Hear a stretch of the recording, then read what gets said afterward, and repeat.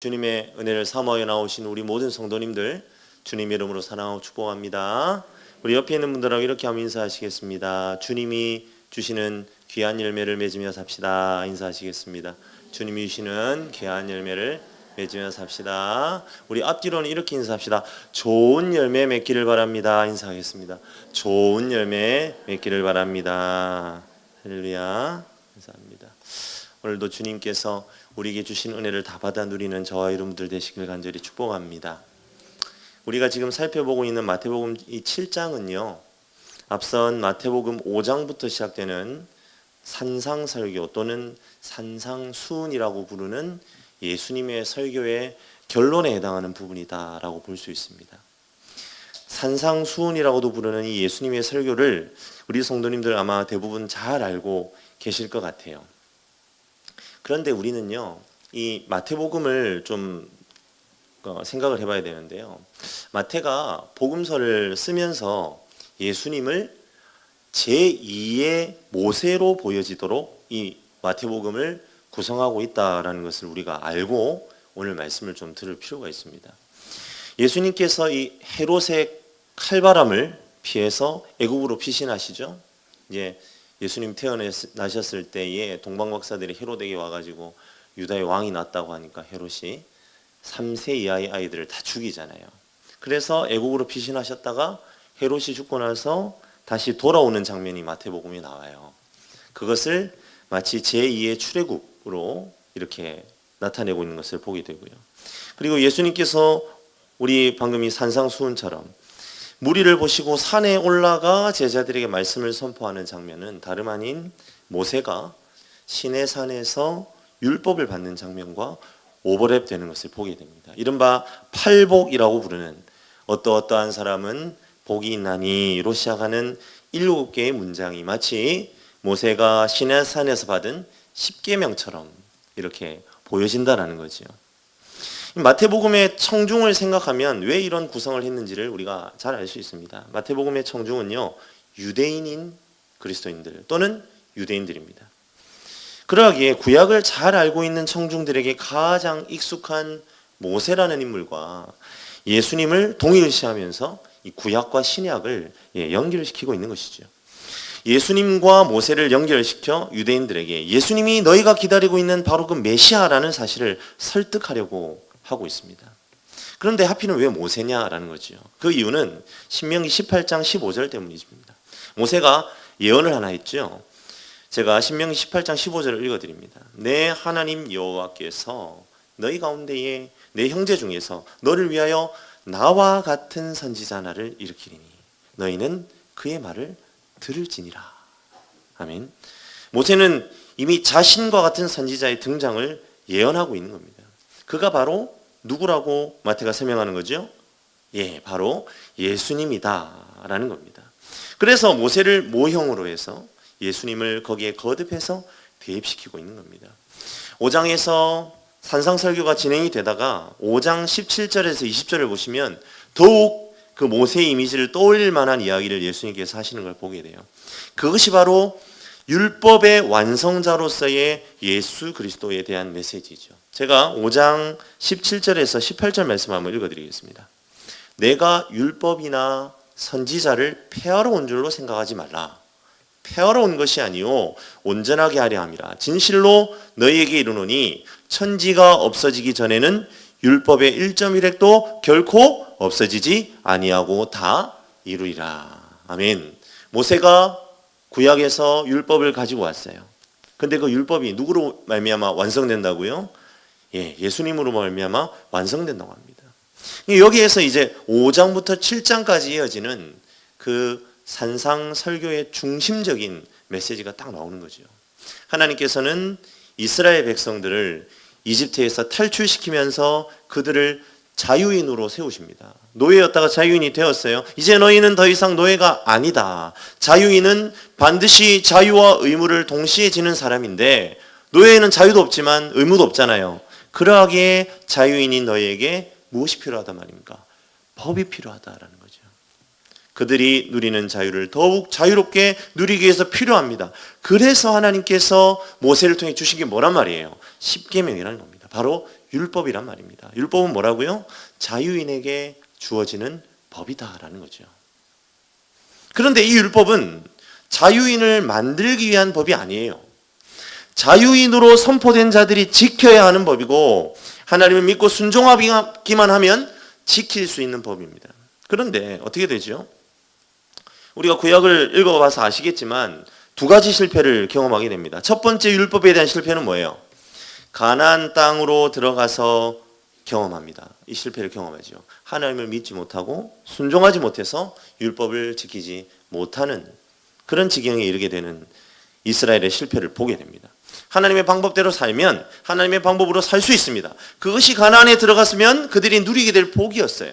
그런데 그들의 눈에 들어온 가나안의 종교의식과 농경 문화를 보니까 모든 하나님의 약속이 다 날아가 버리네요. 세상의 방법이 더 좋은 거지요. 그래서 그 방법으로 살기로 작정하면서 율법을 어기게 되는 겁니다. 법을 버립니다. 우상 숭배를 합니다. 우상 숭배를 하는 종교의식 가운데 경험하게 되는 그 음란한, 음탕한 것들을 누립니다. 즐깁니다. 점점 영혼이 병들어갑니다. 하나님을 멀리하게 됩니다. 그들 스스로 하나님의 백성으로서의 자유를 포기하게 됩니다. 그래서 결국 아수르와 바벨론이라는 그 강대국의 현실적으로 노예가 되고 마는 것이죠. 죄의 노예가 되고 마는 것입니다. 그러한 비참함에 그들이 놓이게 되는 것이죠. 그들이 경험한 첫 번째 실수입니다. 그런데 그들의 실패가 여기에서 끝나지 않아요. 두 번째 실패로 이어지게 되는데 그것은 율법을 자유인이 지켜야 하는 법임에도 불구하고 자유인이 되는 법으로 오해하기 시작하는 거죠. 무슨 말이냐면 순서를 바꿔버렸단 말입니다. 철저하게 회개하고 돌이키고 다시 하나님의 말씀에 순종하는 사람으로 살겠다는 결단으로 하나님께 돌아오면 다시 하나님이 주신 힘과 능력으로 율법을 지킬 수 있는 것이지 그것이 율법의 기능이란 말이에요. 그게 하나님의 백성인 자유인이 율법을 대하는 태도가 되어야 하는데 오랜 포로 생활을 거치다 보니까 이게 바뀌어버린 겁니다. 율법에 대한 관점이 바뀌어버린 거예요. 율법을 지키지 않아서 자신들이 비참한 상태에 이르렀다라고 생각을 했습니다. 여기까지는 좋지요. 그래서 학사 에스라와 같은 사람들에 의해서 율법의 부흥이 일어납니다. 말씀을 연구하는 학자들이 많아집니다. 서기관들에 의해서 율법이 보존되고 이스라엘 백성들에게 가르쳐져요. 그러한 가운데에 자유인에게 주어지는 법인 율법을 자유인을 만드는 법으로 둔갑시켜버리는 두 번째 실패를 저지르게 되는 것이죠. 즉 율법을 지키는 사람이 하나님의 백성이 된다라고 단정짓기 시작했다는 겁니다. 여기에서 이 유대인들의 선민주의가 나타나는 거죠. 하나님의 백성이 된 표로 믿음의 증거로 주어진 할례입니다. 그런데 거꾸로 할례 받아야만 구원받은 하나님의 백성이 되는 것으로 뒤집어 버리는 거예요. 자기들만 선민이고 이 율법을 가지고 있는 우리들만 하나님의 백성이다. 그렇게 두 번째 실패를 경험하는 겁니다. 그래서 어떤 결과를 낳게 됩니까? 수많은 율법을 지키기 위한 조항들이 만들어집니다. 왜요? 율법을 잘 지켜야 자유인이 되니까요. 율법을 잘 지켜야 하나님의 자녀가 되니까요. 안식일에 일을 하지 않아야 하나님의 백성이에요. 그러니까 안식일에 어느 정도의 수준의 작업이 일인지, 얼마나 되는 거리를 걸어야만 이게 일이 되는지, 그 많은 수많은 율법의 해석과 전통과 유전이 생겨나게 되는 겁니다. 그것이 바로 이스라엘 백성들이 저지른 두 번째 실수인 것입니다. 이처럼 율법을 지키는 사람이 하나님의 자녀가 된다고 하는 관점이 생겨나게 되었어요. 그것이 바로 예수님 당시의 바리새인들과 율법 교사들이 가르치시던 율법이었습니다. 그러한 율법에 대해 예수님께서 산 위에 오르셔서 마치 모세와 같이 다시 율법을 설명하시는데 나는 율법을 폐하러 온 것이 아니라 완성하러 왔다라고 말씀을 하시는 거죠. 그렇다면 그 의미가 무엇이 되는 거예요? 원래 율법이 가지고 있는 의미로 되돌린다는 의미입니다. 율법이 참 율법되게 만드는 것이 바로 예수님께서 이 땅 가운데 오셔서 감당하신 일이다라는 겁니다. 그것을 산상설교를 통해 설명하셨다는 거예요. 사랑하는 성도 여러분, 그렇다면 예수님께서 율법의 완성자가 되기 위해 율법의 원래의 자리를 찾기 위해 하셔야 하는 일이 있습니다. 그건 뭘까요? 누가 율법을 지킬 수 있는 참 자유인인 하나님의 자녀가 되는 길을 제시하느냐, 이게 먼저라는 거죠. 율법이 자유인을 만드는 것이 아니라면, 율법이 하나님의 자녀를 만드는 것이 아니라면, 그럼 도대체 하나님의 자녀가 되는 길이 무엇이냐라는 이 질문에 답할 수 있어야 된다는 것입니다. 왜 그렇습니까? 그래야만 율법은 그 자체로 구원의 도구가 아니라 구원받은 자들이 지킬 수 있는 법이라고 이야기할 수 있다는 겁니다. 그리고 오늘 우리가 읽은 7장의 말씀처럼 결국 하나님의 백성된 너희들이 그 율법대로 살아내어 맺어들인 열매로 너희가 내 백성, 내 자녀임을 알게 된다라는 결론을 지을 수 있는 것이지요. 무엇이 우리를 하나님의 자녀가 되게 합니까? 무엇이 우리를 죄의 노예, 비참함의 노예에서 해방시켜 참 자유인이, 참 하나님의 백성이 되게 하는 것입니까? 요한복음 4장 16절에 예수님께서 친히 그 길을 이야기하고 계시죠. 예수께서 이르시되 내가 곧 길이요 진리요 생명이니 나로 말미암지 않고는 아버지께로 올 자가 없느니라. 아멘. 이것이 바로 예수님이 율법의 완성자가 되실 수밖에 없는 이유예요. 그분이 길을 여십니다. 그분이 길입니다. 그분이 생명입니다. 그분으로 말미암지 않고는 하나님께로 나아갈 수도 자녀가 될 수도 없어요. 참 자유인이 될 수 없습니다. 그분만이 오직 구원을 위한 한 길이 되는 것이죠. 그런데 율법은 어떻다는 겁니까? 율법은 아니라는 겁니다. 율법은 그럴 능력이 없다는 겁니다. 하지만 그 율법은 사라지지 않습니다. 하나님의 자녀된 저와 여러분을 향해 주님 다시 오시는 그날까지 1.1획도 사라지지 않고 다 성취되는 그날이 온다는 것입니다. 지금도 이 하나님의 율법은 예수 그리스도로 말미암아 완성되었고 주님의 자녀들을 통해 감당되고 있는 하나님의 귀한 법이라는 사실을 믿으시길 바랍니다. 그런데 말입니다. 이제 여기서부터 이제 오늘 우리가 읽은 말씀이 우리에게 족쇄가 되는 거예요. 오늘 본문을 다시 한번 읽어볼게요. 마태복음 6장 16절에서 20절의 말씀입니다. 우리 다시 한번 한 목소리로 함께 한번 읽어볼까요? 함께 읽습니다. 그들의 열매로 그들을 알지니 가시나무에서 포도를 또는 엉겅퀴에서 무화과를 따겠느냐. 이와 같이 좋은 나무마다 아름다운 열매를 맺고 못된 나무가 나쁜 열매를 맺나니 좋은 나무가 나쁜 열매를 맺을 수 없고 못된 나무가 아름다운 열매를 맺을 수 없느니라. 아름다운 열매를 맺지 아니하는 나무마다 찍혀 불에 던져지느니라. 이러므로 그들의 열매로 그들을 알리라. 율법은 자유인, 성도, 하나님의 자녀만이 지킬 수 있는 법이다라고 이미 제가 말씀드렸잖아요. 그리고 그러한 율법의 완성자로 예수님이 오셨고 예수를 믿는 성도는 주님에 의해 완성된 율법을 지킬 수 있어야 한다는 겁니다. 그리고 우리 주님은 오늘 말씀처럼 그 율법을 지키는 열매로 너희를 알겠다, 너희를 판단하겠다 선포하십니다. 오늘 말씀을 보십시오. 포도는 가시나무에서 열리지 않는답니다. 무화과는 엉겅퀴에서 기대할 수 없다 이 말이죠. 아름다운 열매는 못된 나무에서 자라지 않는답니다. 그리고 나쁜 열매는 좋은 나무에서 맺을 수 없다고 합니다. 그래서 결국 아름다운 열매를 맺는 나무가 좋은 나무라는 결론이죠. 그리고 아름다운 열매를 맺지 못하는 나무는 어떻게 됩니까?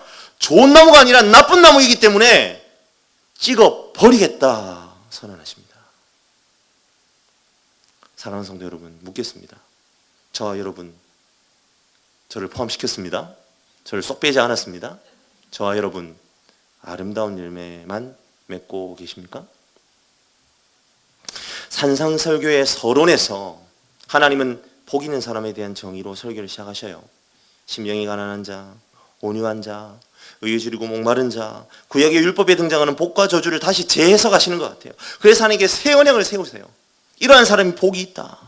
그리고 5장부터 6장에 걸쳐서 간음하지 말라, 맹세하지 말라, 원수를 사랑하라, 구제에 대하여, 금식에 대하여, 불을 쌓는 것에 대하여 정의를 내리십니다. 어떻게 하는 것이 복받는 사람들이 감당해야 될 것인지 할 것과 하지 말 것을 쭉 나열하세요. 하나같이 어렵습니다. 어떻게 원수를 사랑해요?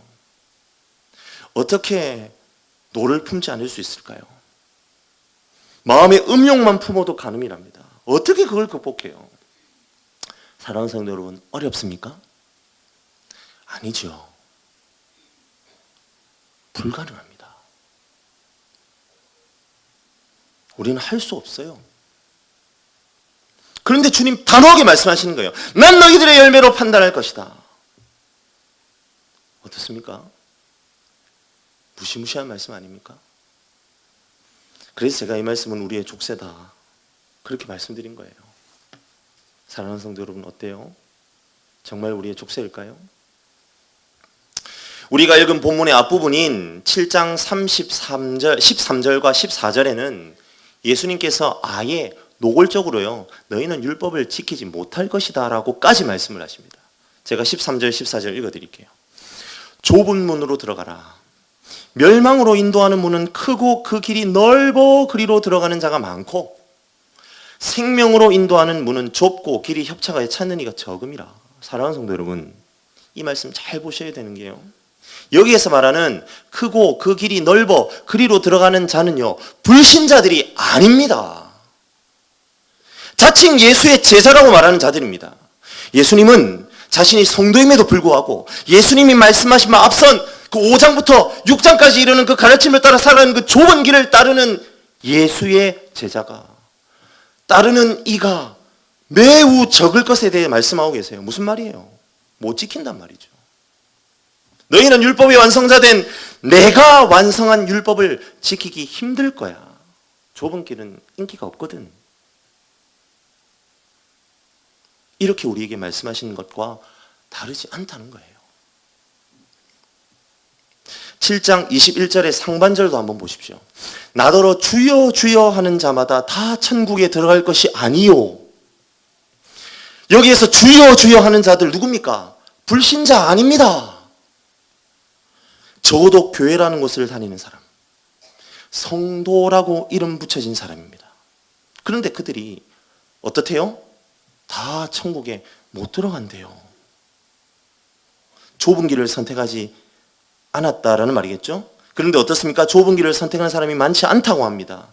그럼 어떻습니까? 주여 주여 하는 자마다 천국에 못 간 사람이 많다는 얘기잖아요. 그래서 좋은 열매를 맺지 못해 찍혀 불에 던져지는 나무가 많을 것이라는 이 부분이 율법에 완성되신 예수님의 메시지입니다. 어떻습니까? 족쇄 맞지요? 마음이 어두워지십니까? 저 목사가 성도를 마음이나 어둡게 하고 뭐 하는 짓이야? 그런 마음이 드십니까? 아멘 하지는 마시고요. 사랑하는 성도 여러분, 예수님께서는 산상수훈의 결말을 통해 결국 성도인 지금 저와 여러분에게 지금 무슨 얘기를 하고 싶으신 걸까요? 너희들 어차피 안 되니까 천국은 꿈도 꾸지 마, 그 이야기를 하고 싶으신 걸까요? 그게 만약 사실이라면 우리 정말 절망할 수밖에 없잖아요. 우리 다 지금 짐 싸서 가야 됩니다. 예배고 뭐고. 몇 명이나 되겠어요? 제가 장담합니다. 천국에 반도 못 가요. 반이 뭐예요? 지금 강단에 서 있는 목사인 저도 자신 없습니다.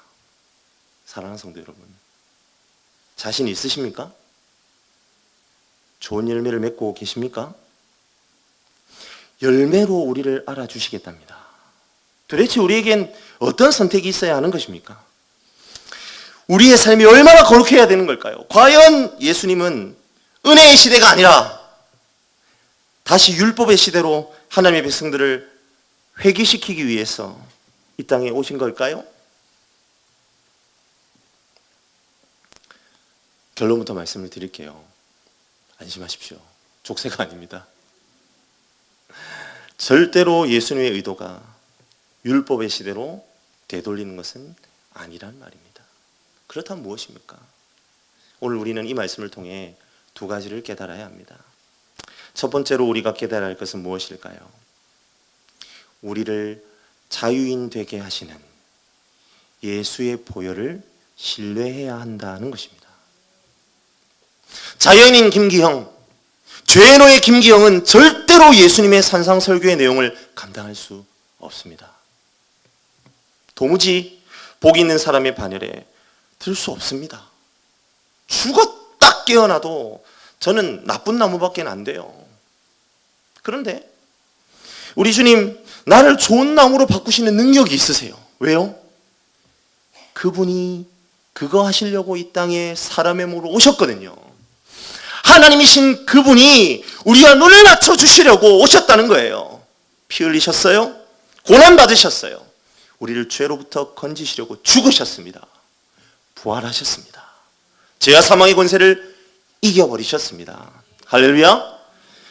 우리가 이 사실을 믿을 때에 우리는 존재가 달라지는 줄 믿으시길 바랍니다.